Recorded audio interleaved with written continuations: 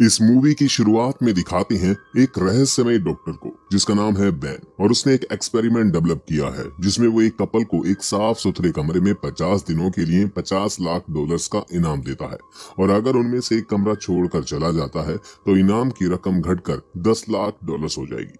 उस कमरे में बाहर के किसी भी व्यक्ति से बातचीत नहीं कर सकते और उनके मनोरंजन के लिए उस कमरे में कुछ भी नहीं होता सिवाय उन दोनों के। हालांकि वो इनाम के पैसों के हिस्सों से पैसे देकर अपने लिए कोई सामान मंगवा सकते हैं। और आज के कपल का नाम है माइक और कैट, जो ये सोचते हैं कि वो आसानी से इन पैसों को हासिल कर लेंगे। माइक अपने आप को बहुत ही खुशकिस्मत मानता है कि उन्हें ये जगह मिल गई है, और कैट इसे एक दूसरे मौके की तरह देखती है। हालांकि वो ये भी कहती है कि वो अपनी जिंदगी को आसान बनाने के लिए इन पैसों को आधा आधा बांट लेंगे। अब कैट तो ये सोचती है कि अगर हम कम खाना खाएंगे, कम चीजें मंगाएंगे तो हमारे पास ज्यादा पैसे बचे रहेंगे। लेकिन ये चीज माइक को बिल्कुल भी पसंद नहीं है। वो फ्यूचर में अपनी जिंदगी को खुलकर जीना चाहता है और पैसों के बारे में जरा भी नहीं सोचता। अब वो उस जगह की छानबीन करते हैं और देखते हैं कि हमने इस कमरे के बारे में जैसा सोचा था ये तो वैसा ही है, बिल्कुल साफ सुथरा, सब कुछ सफेद होता है और उनके पास सिर्फ एक बेड और एक बेंच होता है। और नियम के हिसाब से उस बाथरूम में एक बार में सिर्फ एक ही व्यक्ति जा सकता है, और वहां पर एक लाल बटन भी है जिसका इस्तेमाल वो बाहर जाने के लिए कर सकते हैं, यानी कि इस खेल को छोड़ने के लिए कर सकती हैं। उस कमरे में एक टच स्क्रीन होती है जिसका इस्तेमाल करके वो अपने लिए सामान मंगा सकते हैं, और बाहर जाने के लिए दरवाजे पर एक बड़ी सी डिजिटल वॉच लगी होती है जिसमें उनके वहां पर रहने का समय चल रहा होता है। इनका खाना सिर्फ इस हिसाब से बना होता है कि उनकी हर दिन के लिए जरूरी कैलोरी को पूरा कर सके, और फिर उनको एक सफेद शेक भी दिया जाता है जो कि एक सफेद डब्बे में होता है। उस कमरे में ऑटोमेटिक लाइट्स भी होती हैं जो दिन के समय के साथ बदलती हैं, जैसे सुबह को अलग, दोपहर को अलग, शाम को अलग, और जब रात हो जाती है तो लाइट्स बंद हो जाती हैं, जिसका सीधा मतलब यह है कि अब उनको सोना है। टच स्क्रीन में अलार्म लगाने का ऑप्शन भी होता है, जबकि माइक को इससे कोई लेना देना नहीं होता। वो तो यहाँ पर दिन बस छुट्टियों की तरह बिता रहा है और आराम से देर से सोता है और सुबह देर तक उठता है। अब कैट को तो जल्दी सुबह उठना होता है, इसलिए वो अलार्म लगाती है ताकि वो एक्सरसाइज कर सके। वहाँ पहले रात को जब बेड पर जाते हैं तो माइक कैट के साथ बिजी हो जाता है, लेकिन कैट थोड़ी परेशान होती है कि शायद डॉक्टर उनको देख रहे होंगे। लेकिन माइक के जोर देने पर वो चादर के अंदर घुस जाते हैं। अगले दिन सुबह हो जाती है और कैट बाथरूम के अंदर जाती है और अपने आप को शीशे में देखकर ऐसी बातें बोलती है जिससे उसका मन बदले और उसका हौसला बढ़ा रहे। उन दोनों के नहाने के बाद वो दोनों अपने कपड़ों को धोने के लिए डाल देते हैं, और बदले में उन्हें साफ सुथरा ट्राउजर मिलता है जिसमें थोड़ा सा रंग होता है। और फिर अपने आप को बिजी करने के लिए कैट सोचती है कि आखिर क्यों डॉक्टर ने ये प्रयोग किया होगा। माइक उसे उस डॉक्यूमेंट्री के बारे में बताता है जिसमें उसने देखा था कि डॉक्टर बैन के एक एक्सपेरिमेंट के कारण कैसे एक फैमिली के साथ बहुत बुरा हुआ था। कोई नहीं जानता कि वैन ऐसा क्यों करता है, और सबको बस इतना पता है कि उसके पास बहुत पैसे हैं और वो उन पैसों का इस्तेमाल लोगों को नई नई परिस्थितियों में डालकर करता है, क्योंकि वो जानना चाहता है कि लोग अलग अलग हालात बदलने पर कैसे रिएक्ट करते हैं। अब वो दोनों खुद को एंटरटेन नहीं कर पा रहे हैं, जो कि उनके लिए काफी बड़ी समस्या बन गई है। फिर कैट ध्यान लगाने की कोशिश करती है, जबकि माइक कभी कभी घड़ी को घूरता रहता है और कभी कभी अजीब अजीब सवाल सोचने लगता है, जैसे कि सफेद रंग का क्या मतलब होता है, और जिसका जवाब वो अपने आर्ट स्कूल में सीखी गई नॉलेज के हिसाब से दे रहा होता है। और बच्चों जैसी बातें करता है कि हमें इस डायरेक्शन में ब्रश करना चाहिए, उस दिशा में ब्रश नहीं करना चाहिए। कैट उसको हमेशा याद दिलाती रहती है कि वो घड़ी को ना घूरे और अपना ध्यान इनाम की ओर लगाए जो मिलने वाला है। लेकिन अच्छा सोचना बहुत ही मुश्किल होता है, खासकर तब जब माइक अच्छे से सो नहीं पाता। अब कैट शीशे के सामने कुछ शब्द कहती है जिसे वो रोज का काम बना लेती है। वो माइक को भी हौसला देने की कोशिश करती है, और जब कैट ध्यान लगाती है तब माइक ज्यादातर दौड़कर एक्सरसाइज करता है, और साथ में वो हाथ से ताली बजाने वाला गेम भी खेलते हैं और एक दूसरे के साथ डांस करते हैं। जब भी अपना गंदा ट्राउजर उतारते हैं तभी उन्हें वैसे ही साफ सुथरे ट्राउजर दे दिए जाते हैं। फिर कुछ हफ्ते ऐसे ही करके बीत जाते हैं और तभी कुछ अजीब सा होता है। माइक को एक कीड़ा दिखता है जो गलती से उनके कमरे में घुस जाता है। माइक उस कीड़े से बच्चों की तरह बात करने के बाद उसे पीने के लिए अपना शेक देता है, लेकिन जैसे ही वो शेक की कुछ बूंदे जमीन पर गिराता है तभी कंप्यूटर की आवाज आती है कि जानवरों के लिए कोई खाना नहीं है, खाना सिर्फ प्रतियोगियों के लिए है। अब माइक उस कीड़े की चिंता करता है क्योंकि वो कीड़ा यहाँ पर बच नहीं पाएगा। माइक फिर उनसे रिक्वेस्ट करता है कि कम से कम इस कीड़े के बाहर जाने के लिए रास्ता तो खोल दो, और वो उनसे वादा भी करता है कि वो खुद वहां से बाहर नहीं जाएगा।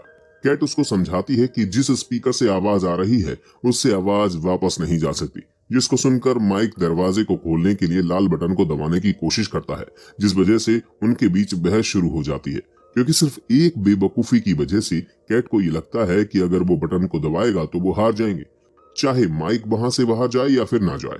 अब उस कीड़े को नीचे रखने के बाद माइक कैट को बताता है कि वो कीड़ा भी एक प्राणी है जिस पर तुमको बिल्कुल भी दया नहीं है।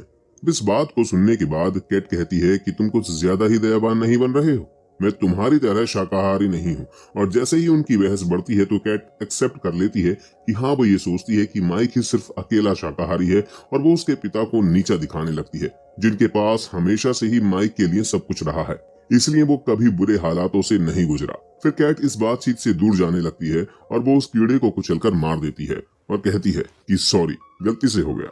लेकिन माइक उसकी इस बात पर यकीन नहीं कर पाता कि उससे ये गलती से हुआ है। अब माइक गुस्से में अपने कुछ दिन उस कमरे के कोने में बिताता है और तभी वो सोचता है कि मुझे इस तरह बिना खाने के नहीं रहना चाहिए, क्योंकि ये मेरे स्वास्थ्य के लिए सही नहीं है। अब क्योंकि वो दो ट्रीट्स भी ले सकते हैं, अब माइक सोचता है कि अगर मैं 2 ट्रीट्स लेता हूँ तो ज्यादा से ज्यादा $1000 कम होंगे।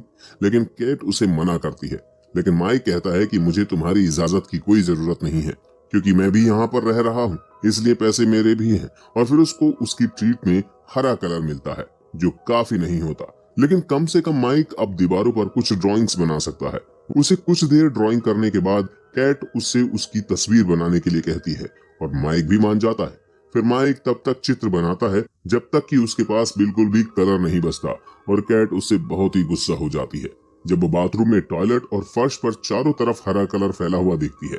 फिर कैट बच्चों की तरह बर्ताव करने के लिए माइक से माफी मांगती है और उसे बताती है कि उसने जितना सोचा था ये उससे भी ज्यादा मुश्किल है, लेकिन कम से कम अब उनको यहाँ पर सिर्फ 20 दिन और बिताने हैं और उसके बाद सारा पैसा उनका। वो उदासी से अपने दिन बिता रहे होते हैं, तभी सुबह कैट उठती है और उसे बाथरूम में एक गन मिलती है और उस गन के वहां होने से वो बहुत डर रहे होते हैं, इसलिए वो फैसला करते हैं कि वो उसको बेड के नीचे छुपा देंगे और वो गन को बेड के नीचे छुपा देते हैं। कुछ दिनों बाद इन दोनों को एक रिवॉर्ड दिया जाता है जिसमें इनके चाहने वालों ने वीडियो मैसेज भेजे होते हैं। फिर माइक को अपनी बहन की तरफ से एक मैसेज मिलता है जो उसको बताती है कि वो और उसके मॉम डैड आजकल क्या कर रहे हैं, लेकिन वो ये भी सोचती है कि माइक अब कैट के साथ नहीं होगा। अपनी बहन को देखकर माइक बहुत खुश होता है, लेकिन कैट काफी समय से अपनी फैमिली के किसी भी सदस्य के टच में नहीं है और जब उसके डैड की एक वीडियो प्ले होती है तो वो बहुत ही घबरा जाती है, जो कि अब अनाथालय में रह रहे हैं। और कैट उस वीडियो को बंद करने के लिए कहती है, लेकिन वो बंद नहीं होती, जिसकी वजह से कैट बाथरूम के दरवाजे की ओर जाती है और रोने लगती है। अगले दिन कैट अलार्म के बजने के बावजूद भी नहीं उठती और पूरा दिन बेड पर पड़ी रहती है, क्योंकि वो बहुत ही उदास थी। और जब माइक उससे पूछता है कि वो इतना परेशान क्यों है, तो कैट बताती है कि उसने अपने पिता को सालों से नहीं देखा और उसने माइक को हमेशा अपने बारे में झूठ बताया है कि वो कौन है। वो अपने पिता पर शर्मिंदा होती है और किस तरह उसके पिता ने शराब के लिए उसका घर बेच दिया था, उसकी स्कूल की फीस नहीं दी और उसके आम इंसान की तरह बड़े होने के सारे मौके खत्म कर दिए। अब वहां से बाहर निकलने के लिए सिर्फ 2 हफ्तों का समय बचा होता है। कैट अभी भी बेड पर रहती है, जबकि माइक वक्त बिताने के नए तरीकों का इस्तेमाल करता है, जैसे वो ड्राइंग्स को अपनी उंगलियों से फैला देता है और अपने पैजामे पर लिखे हुए शब्दों को पढ़ता है और एक्टिंग की कई सारी एक्सरसाइजें करता है। वो कैट को चुटकुले भी सुनाता है ताकि उसका मूड फ्रेश हो जाए, लेकिन उसका कोई फायदा नहीं होता। फिर वो थक हार कर उसके साथ बेड पर लेट जाता है, ये सोचकर कि वो शायद इससे थोड़ा अच्छा महसूस करे, लेकिन उसका ये आइडिया भी काम नहीं करता। अब माइक कभी कभी जमीन पर सोता है ताकि कुछ अलग महसूस कर सके। एक सुबह वो कैट को ट्रीट लेने के लिए मनाता है, लेकिन वो पैसों को हारना नहीं चाहती। माइक उससे कहता है कि वो नहीं जानता कि वो ये सब आगे कर पाएगा या नहीं, और वो आखिरकार कैट को ट्रीट के लिए मना लेता है और माइक ऐसा करता है और वो हैरान रह जाता है जब दरवाजा खुलता है और उस दरवाजे से एक न्यूड औरत कमरे के अंदर आती है जिसका नाम सिमोन होता है।